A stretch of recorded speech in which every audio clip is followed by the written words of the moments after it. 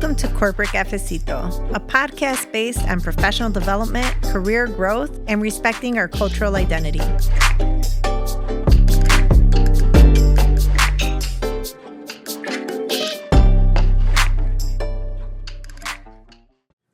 Welcome back to Corporate Cafecito. I hope you have your warm cup of cafecito right now.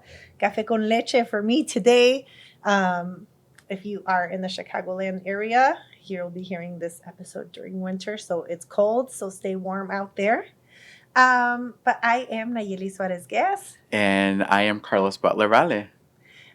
Today we're going to talk about a subject that is going to feel maybe a little bit uncomfortable, but also by the time we finish this episode, we hope we give you the tools to understand the difference between disagreement and disrespect.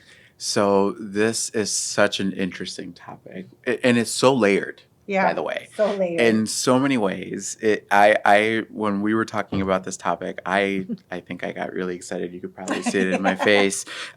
Because, it's one of those things that is just absolutely essential, and it is foundational to any type of professional workplace. And so they're going to happen. Disagreements will happen. Disrespect will happen.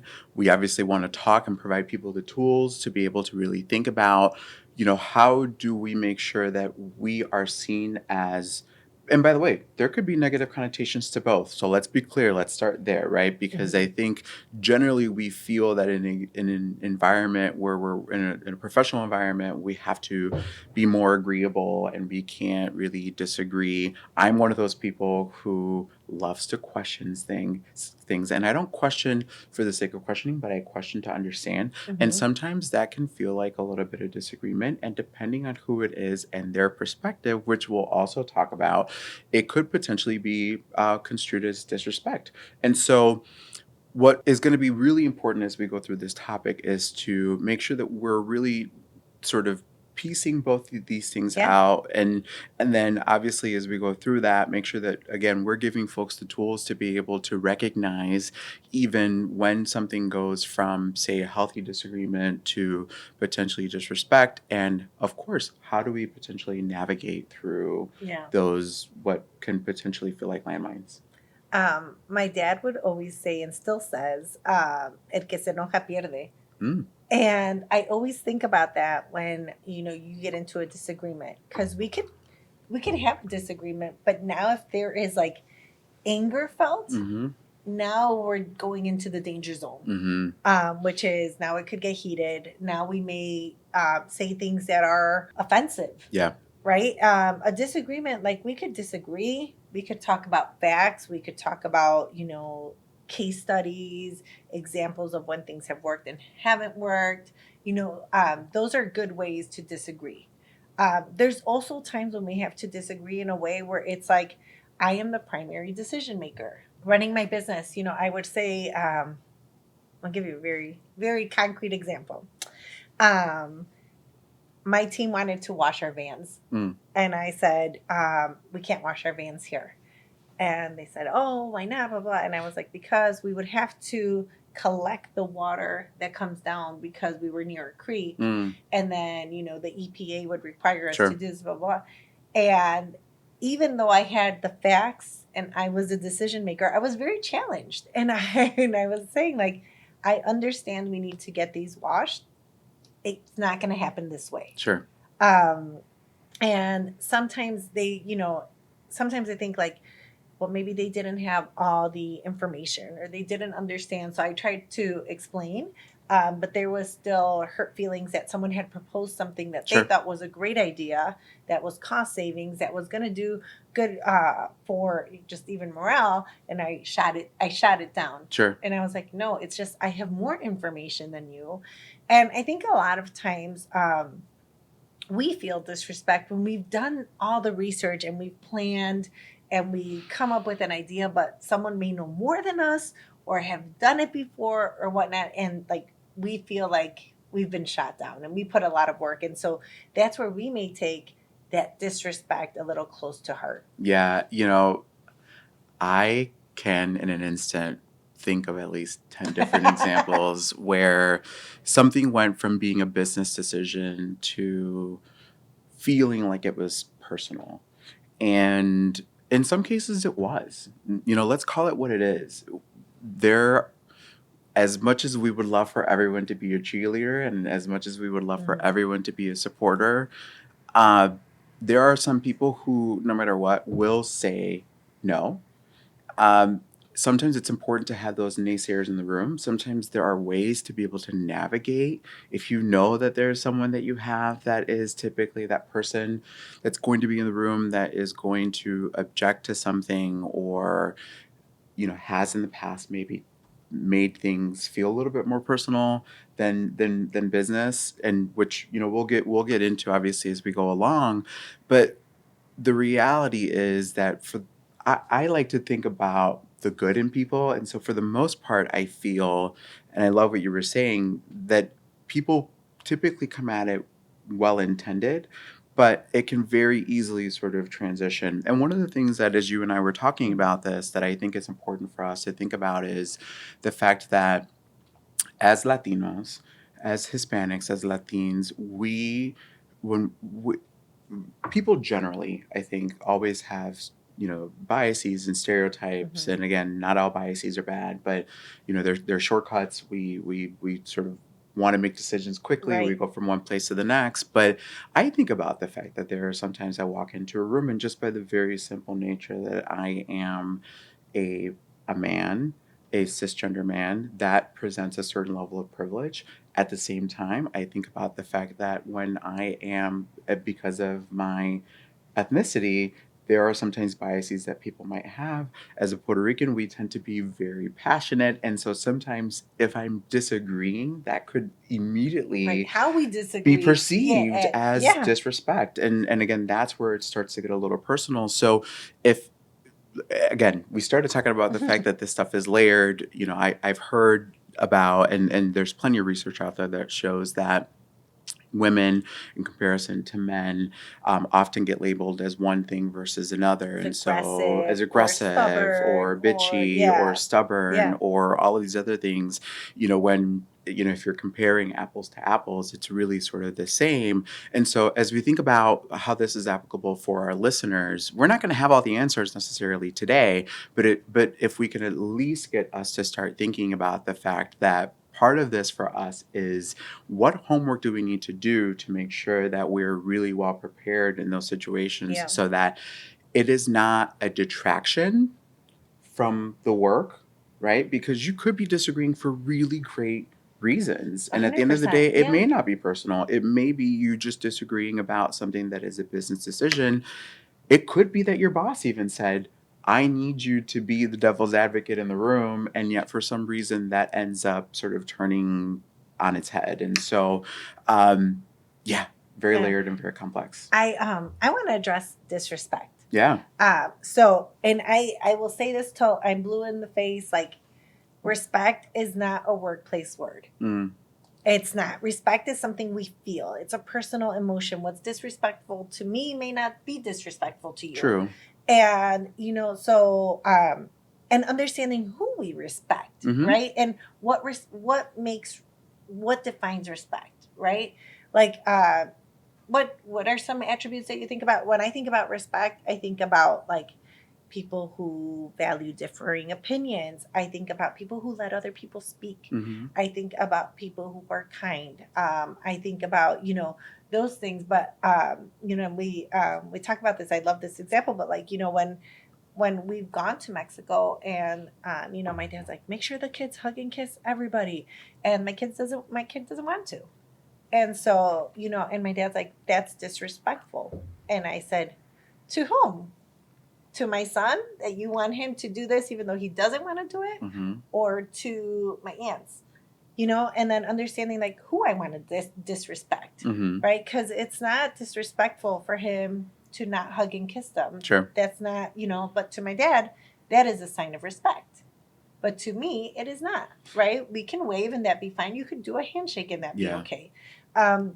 So respect is very personal. It is a personal value, and you define it by what you define it as. And it's not something that it's not a universal truth and it is not a universal norm. Yeah. And so when you say something is disrespectful, you need to address the behavior that makes it feel that. As you're talking, the word that comes to mind for me is boundaries. Yeah. And sometimes setting those boundaries, we're in the context that we're talking about, we're talking about it culturally, right? But when you are in a workplace, it could be cultural, but for the most part, it's just simply saying or having a boundary about we can disagree, we can agree to disagree, but there is a boundary here where I feel that you may have crossed, where we've gone from disagreement to disrespect. Listen, I got to be honest. I've worked with plenty of workplace victims, meaning people who Yeah. love to victimize themselves when all of a sudden you are having that disagreement. And just because you're not agreeing with them, some people, by the way, by virtue of their role or their position, feel that everybody should be agreeing with them. And I'm personally, I don't know if you've read the book called, I think it's called Team of Rivals. But sounds interesting. yeah, it's more of a historical book, but it was talking about Abraham Lincoln and how when Abraham Lincoln was setting up his cabinet, he chose different people with different perspectives, and part of that is because he didn't want agreement all the time in the room, and not obviously this isn't political in any way. This is really just talking about how there is importance in being able to do that. He gave people the power to be able to do that. And so when you are empowered to disagree, that is one thing. But again, I have been in situations where someone has said, I want to hear a different perspective. And then all of a sudden you present it. And for some reason, if it's not agreement, it becomes disrespect. But what you were saying about the respect thing, I think is really clear. And when it comes to the workplace, yeah, I love what you were saying about like respect. The word respect isn't necessarily a word, a workplace thing, but what are the things that demonstrate respect? What are the behaviors, the actions that again, where you're creating those boundaries, you're creating those expectations to say, here's the line. Let's stay within the line and let's continue to do the work forward, because at the end of the day, nobody wants to just keep going around in circles. I love establishing rules up front. Okay. And so people may say like, oh, you're not respectful of everyone's time if you arrive late to a meeting. Instead of saying that, I just say the expectation is that if the meeting starts at 8, we are here in our seats ready to start at 8. I like that. And I start the meeting. That's one of the things that's really hard for me when people are like, let's give a couple minutes. Or I'm like, no, reward the people who are on time if that is your value. I like that. Right? So address the behavior. Like, we can say leaving a conference room dirty and with your writing on the whiteboard is not the expectation. The expectation is that when you walk into the room, you will leave the room exactly how you walked into it. And so that is the expectation. I'm not saying it's disrespectful, which by the way it is to me. Yeah.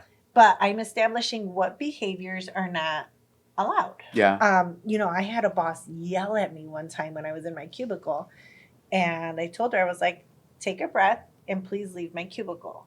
I will not be yelled at in the workplace. And it actually made her more mad, but I was like, no, like you can't yell at me. She called later to apologize, and she was like, it's just that you and you and you. And I was like, no, there is nothing that I do in the workplace that merits being yelled at. And she hung up on me. And then, you know what? The next day, I saw her. We parked at the same time. And she tried to get out of her car really fast. And I got on mine. And I went and I talked to her. And I said, hey, I know that yesterday wasn't you. What happened? Wow.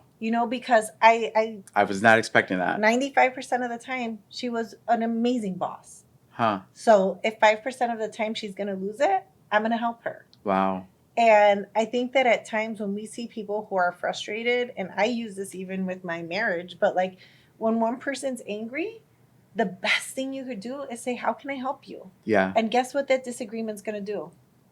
It's going to help. It's going to bridge. It's going to help. I could tell that this is causing a lot of emotions for you. I want to help you. Tell me how I can help you.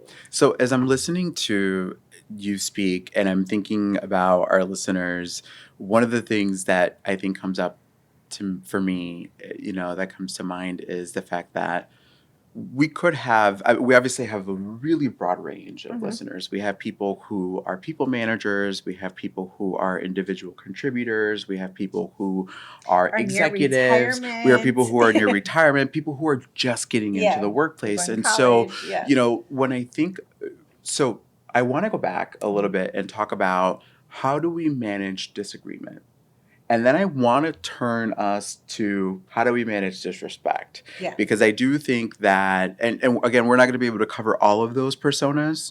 I wish that we had the time to be able to say, as a early career person, this is how you handle disagreement, so on and so forth. We won't be able to do all of that. But just generally, if we're thinking about someone who is, let's say, trying to manage up, what's a good way to deal with disagreement? Okay. So one, I would say if you're passionate, engage, right? And try to understand and try to see the other person's side. Oftentimes we're so blinded by our belief or the work that we did or the research we have that we're like, no, like this is the number. But that person did the same work and they got to a different number. So I think if you could go back and say like, okay, can you help me get there? Can you walk me through your thought process? Hopefully they do. If they don't, I'm a big believer in the retreat. Step back. Okay. Who steps back? You. I'm only talking about you. That person, you can't get that person to step back. So if you're disagreeing and you can't get them to either walk you through or you can't de-escalate, just say like, there's a lot of feelings right now.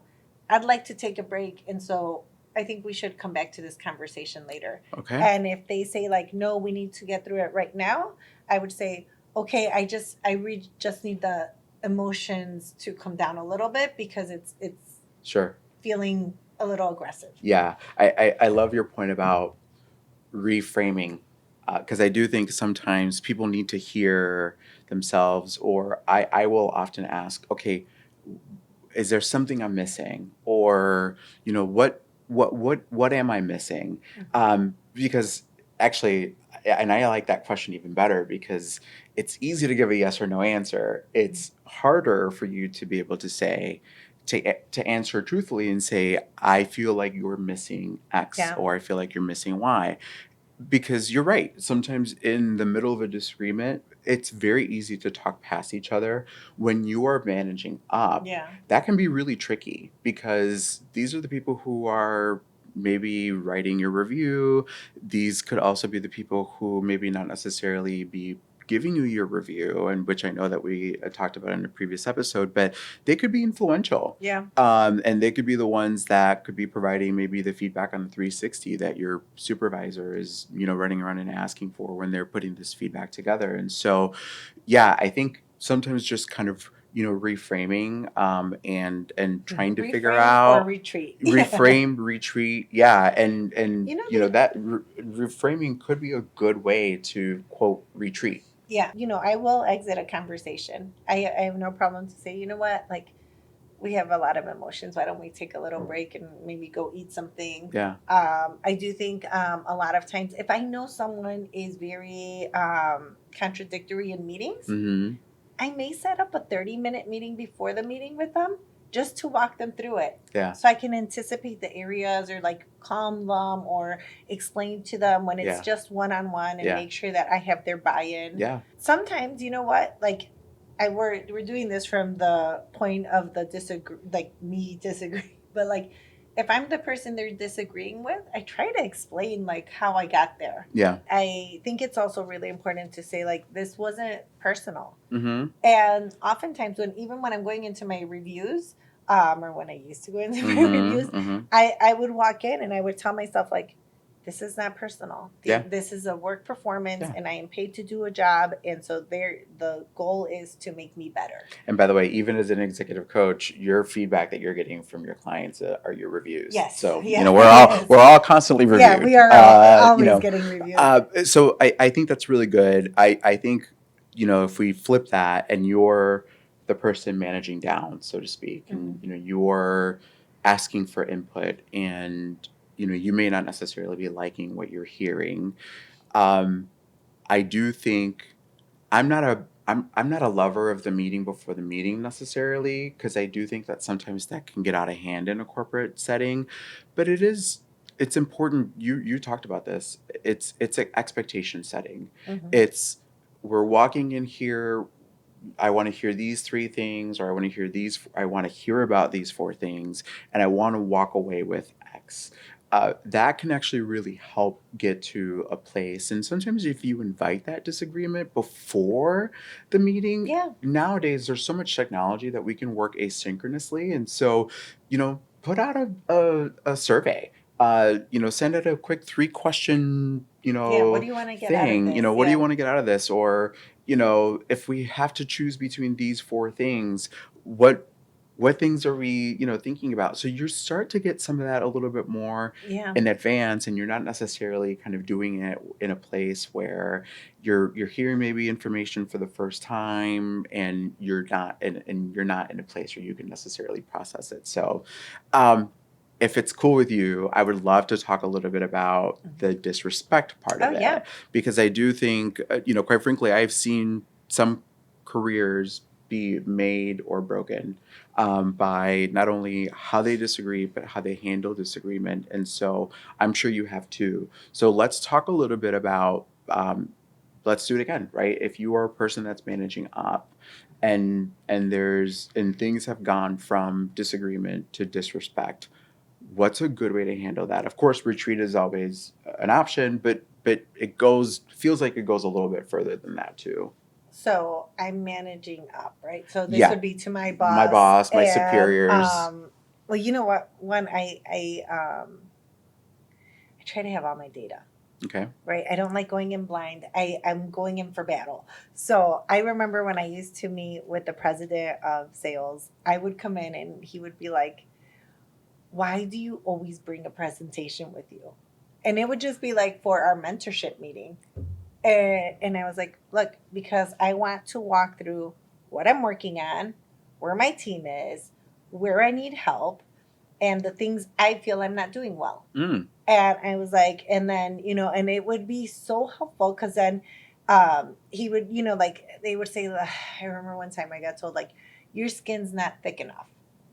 You were told that? Yes. Okay. And I have really thick skin. I was going to say, that's why I wanted to clarify. And so that's why I just wanted like, to make sure I heard that right. I was like, okay. He's like, we give you the same feedback you give men. We give men. And I was like, no, you don't. And I was like, I was told that I'm a trailblazer. Are you a trailblazer? Wow. Or have there been many like you who look exactly like you that have gone before you? Yeah. So you're not a trailblazer. Wow. So we don't get the same feedback.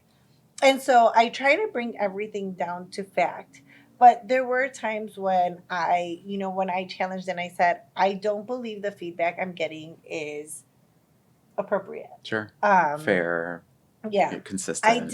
I remember there was one boss, and oh my God, just working with him, I would get like I would have physical reactions to this man. And I think we've all been there. Yeah. He was so disagreeable, and he would have like these really high expectations, and I would try to meet them. And then when I didn't, he would be like, why can't you do this? And I was just like, I am doing it to the best of my ability. Mm-hmm. And I was really good at my job. But, it got to the point where I actually applied for different jobs, and I left the team. Wow. And so I think that there is going to be a point where you can't fix it. Yeah. And that's why I want to give that example, because sometimes you're going to work with someone, and if you are having physical reactions, and if you are doing your best and it is still not good enough for this person, that may be a good time to retreat. And retreat may be exiting the team, maybe exiting the company. I had a mentor in a different group, and I had a job offer to leave the company.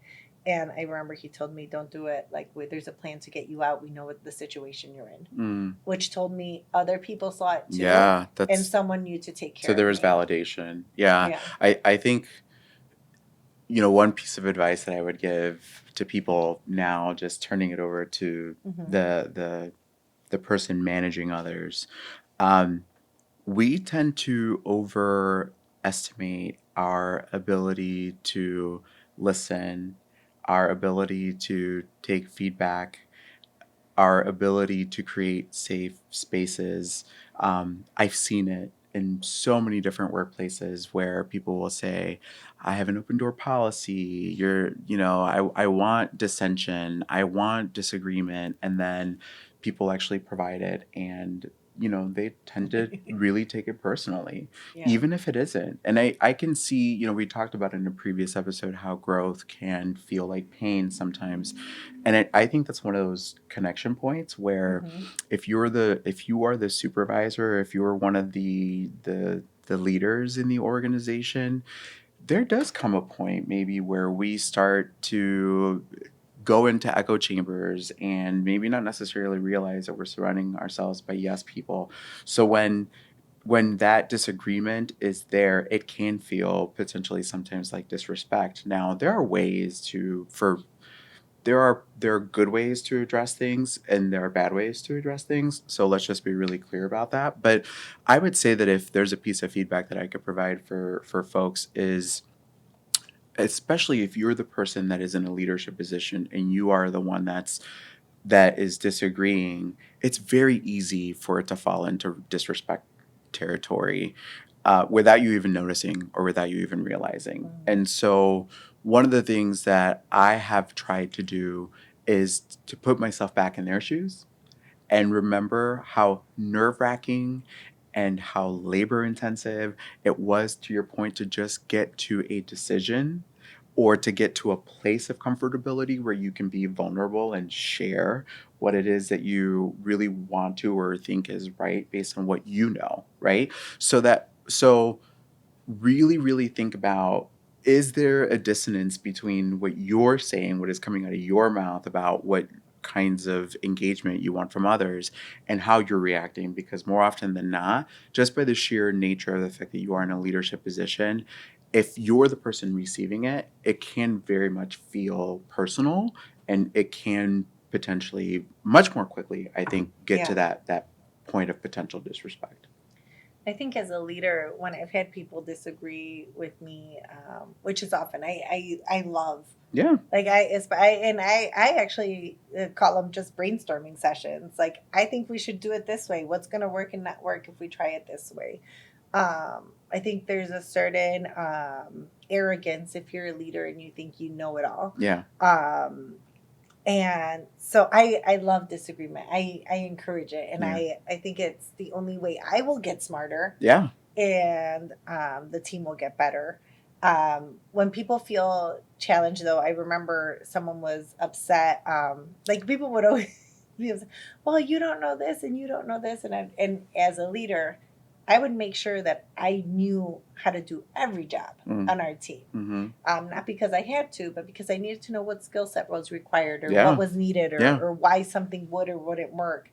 And so I remember my management team, whenever someone would be like, well, it's because you don't know. And he'd be like, oh, she knows. Yeah. But so I think it's important to understand the roles of every team, Yeah.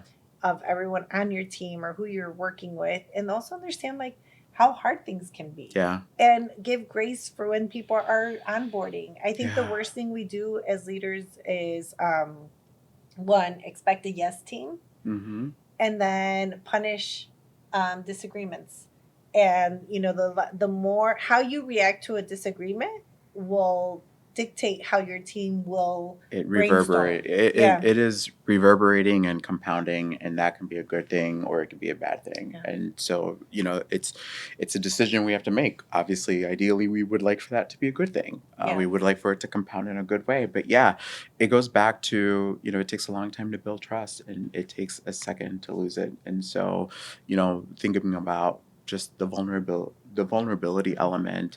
Anytime you disagree, by the way, it is vulnerable. It's a very vulnerable position to be in. And so, this is where we could, maybe give each other a little bit of grace and try to figure out, ultimately, again, reframe, retreat, and think about, what was the purpose of us being here, and what again did we establish that we needed to get out of it. So I think we're at time. I know we could probably talk about this for a long, long time, and I'm sure we'll probably bring someone at some point that could, really, just create a nice, equally robust discussion. But I hope you hopefully have taken something, out of this, whether it's, just the nuances and the layered elements of obviously those differences between disagreement and disrespect. And again, more than anything, remembering that this is obviously just a normal part of not just working, right, but developing, establishing, and maintaining relationships. And so thank you, as always, for being a part of our Corporate Cafecito. Aquí los esperamos la próxima vez. Hasta pronto.